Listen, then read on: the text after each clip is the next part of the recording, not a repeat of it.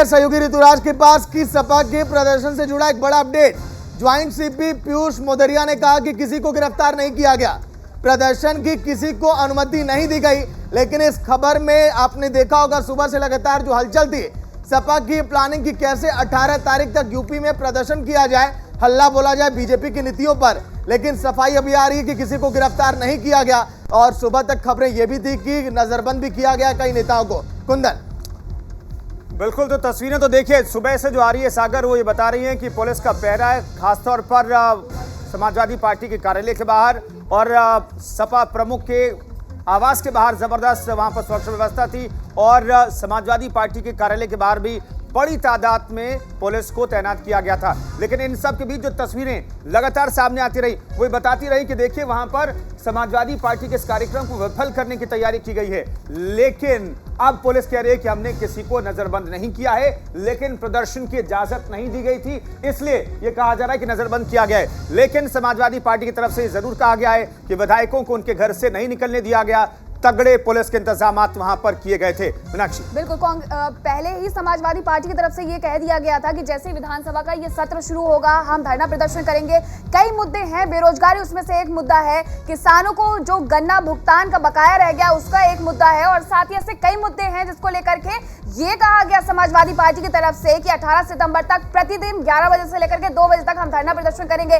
कहा यह गया, जानकारी ये मिली है कि इन्हें किसी भी प्रदर्शन की यहाँ पर कोई भी खबर नहीं मिली थी और ये भी कहा जा रहा था कि इन सभी नेताओं को यहाँ पर नजरबंद किया। बिल्कुल, ये तस्वीरें देखिए, यहाँ पर समाजवादी पार्टी के नेता रविदास मेहरोत्रा समाजवादी पार्टी के नेता हैं, पूर्व कैबिनेट मंत्री हैं, उनके आवास के बाहर और दफ्तर के बाहर देखिए कितने पुलिसकर्मियों की तैनाती है। आपने नजरबंद नहीं किया है तो साहब इतने पुलिसकर्मियों को तैनात क्यों किया? सुरक्षा में आपने तैनात नहीं किया है। हालांकि अब ज्वाइंट सीपी क्या कह रहे हैं इस पूरे मसले पर कि समाजवादी पार्टी के नेताओं को नजरबंद किया गया या नहीं किया गया, इस सवाल पर क्या कह रहे हैं सुनिए। देखिए, मैं आप सभी को बताना चाहता हूं कि आज चूंकि समाजवादी पार्टी के विधायकगण ने विधान भवन परिसर के अंदर चौधरी चरण सिंह जी की प्रतिमा के सामने धरना प्रदर्शन करने के लिए कॉल दी थी। उस धरना प्रदर्शन की उनके द्वारा विधानसभा के अंदर अथवा जनपदीय पुलिस से, सचिवालय प्रशासन से किसी से अनुमति नहीं ली गई थी। जो हाईकोर्ट का आदेश है, शासन के निर्देश हैं, उनसे सभी को अवगत कराया और अभी जिन विधायकगण को हमारे द्वारा और उनके कार्यकर्ताओं को यहाँ पर पुलिस द्वारा रोका गया, उन्हें इको गार्डन में भेजा गया है जिससे कि वे धरना प्रदर्शन जो करना चाहते हैं वो कर सकें। धरना प्रदर्शन करने पर किसी भी प्रकार की पाबंदी नहीं है।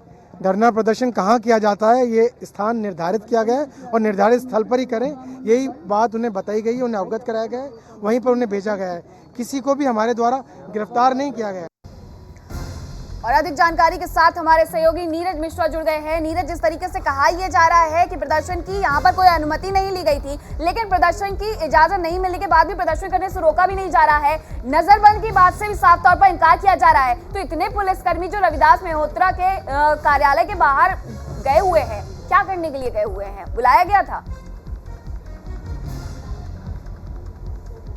जी बिल्कुल, देखिए जिस तरह से पीयूष मोदिया ने कहा, जो कि जेसीपी हैं, उन्होंने टेक्निकल तौर से अपनी बात कही है, लेकिन आज के प्रदर्शन को लेकर समाजवादी पार्टी के जितने बड़े लीडर्स थे, चाहे वो रविदास मल्होत्रा हो, चाहे समाजवादी पार्टी कार्यालय में जो तमाम विधायक आए थे जिन्हें आज प्रदर्शन करने जाना था, जिन्होंने कहा था कि आज वो धरना देंगे विधानसभा के सामने, जो चौधरी चरण सिंह की प्रतिमा है उसके सामने, लेकिन उसके पहले ही समाजवादी पार्टी के कार्यालय के जो आसपास की पूरी रोड है वो पूरी तरह से छावनी में तब्दील थी। वहाँ सैकड़ों की संख्या में पुलिसकर्मी पहले से ही बैरिकेटिंग दोनों तरफ से उन्होंने कर रखी थी और जैसे ही समाजवादी पार्टी के जो नेता हैं, विधायक हैं, कार्यकर्ता हैं, वो समाजवादी पार्टी के कार्यालय से जैसे ही निकले, उसमें विधायक अभय सिंह भी थे, उसमें मनोज भी थे और इसके अलावा तमाम विधायक और भी थे, उन सभी को गेट से निकलते ही फिलहाल पुलिस ने अरेस्ट किया और अरेस्ट करके उनको पुलिस की गाड़ी में डाल दिया गया और फिर यहाँ से उनको इको गार्डन रवाना कर दिया गया और इसके बाद कहा गया कि इन सभी को इको गार्डन, जो कि धरना स्थल के नाम पर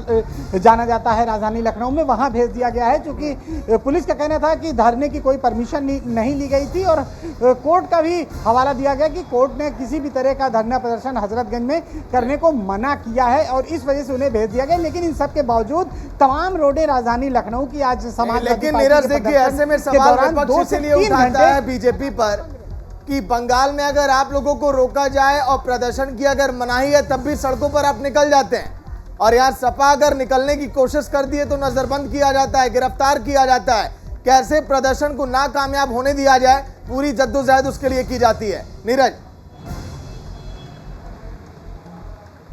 बिल्कुल सही बात है कि जिस तरह से आज समाजवादी पार्टी अपने मुद्दों पर, जिस तरह के बेरोजगारी हो या तमाम ऐसे मुद्दे हों, कानून व्यवस्था को लेकर, किसानों के मुद्दे को लेकर, भ्रष्टाचार के मुद्दों को लेकर, इससे तमाम मुद्दे उन्होंने अपने ले जाकर जनता के बीच में जाना चाहते थे। और उनका कहना था कि हम चाहते हैं कि जनता को हम विधानसभा सत्र के पहले ये आंदोलन चलाकर उनको जागरूक करें। लेकिन फिलहाल आज उनके प्रदर्शन को रोक दिया गया है। हालांकि उनका कहना है कि वो 18 तारीख तक लगातार इस तरह का प्रदर्शन करेंगे। अब देखना ये होगा कि कल की क्या रणनीति रहती है समाजवादी पार्टी की। हालांकि ये प्रदर्शन 11 बजे से 2 बजे के बीच ही था, लेकिन अभी जो उनके तमाम नेता हैं उनको इको गार्डन ले जाया गया है, जहां पर उन्होंने सांकेतिक रूप से धरना जरूर किया, लेकिन विधानसभा में उनको कोई परमिशन नहीं दी गई।